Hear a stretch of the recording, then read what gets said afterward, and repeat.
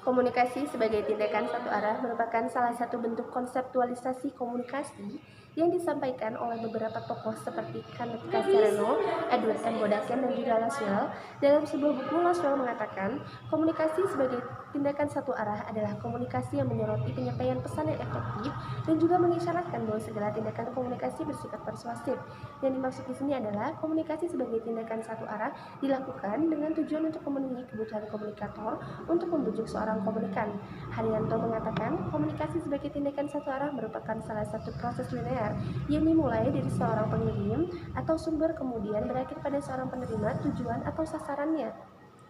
Timbal balik yang terjadi pada komunikasi sebagai tindakan satu arah adalah yaitu berupa komunikan yang merasa terbujuk dengan isi pesan yang disampaikan oleh komunikator. Sebelumnya dapat kita pahami terlebih dahulu apa yang dimaksud dengan komunikasi massa. Komunikasi massa merupakan salah satu bentuk komunikasi di mana suatu pesan disampaikan melalui media massa, baik media massa elektronik maupun tidak, kepada khalayak secara tidak langsung. Lantas mengapa komunikasi massa dikatakan sebagai komunikasi dengan tingkat kesegaran umpan balik yang paling rendah? Hal ini dikarenakan komunikasi massa merupakan salah satu bentuk komunikasi satu arah di mana tidak terjadinya interaksi tatap muka antara komunikator dan juga komunikan. Hal ini sesuai dengan yang dikatakan oleh Sunarno Sastroatmojo dalam bukunya Komunikasi Antar Budaya 2021. Beliau mengatakan dalam buku itu, komunikasi massa bersifat satu arah atau one way traffic di mana tidak terjadi interaksi tatap muka antara komunikator dan juga komunikan. Hal inilah yang menyebabkan komunikator tidak mengetahui apakah pesan yang disampaikannya kepada komunikan tersampaikan dengan baik.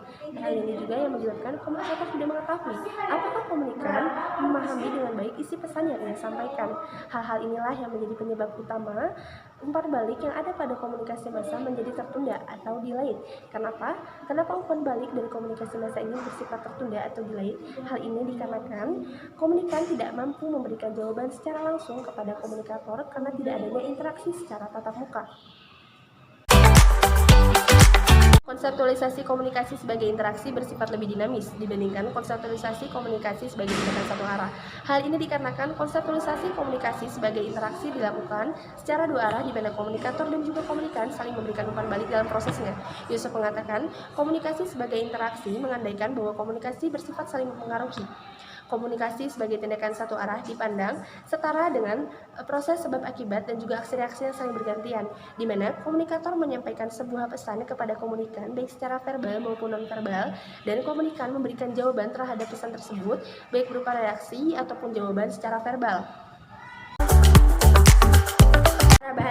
Parabahasa merupakan salah satu jenis komunikasi nonverbal di mana parabahasa sendiri merupakan bentuk komunikasi nonverbal dari proses berbicara. Dalam komunikasi, parabahasa disebut juga dengan paralinguistik. Parabahasa adalah proses penyampaian pesan nonverbal yang tergantung pada pengucapannya, di mana sebuah pesan yang sama dapat memiliki arti yang berbeda tergantung pada pengucapannya.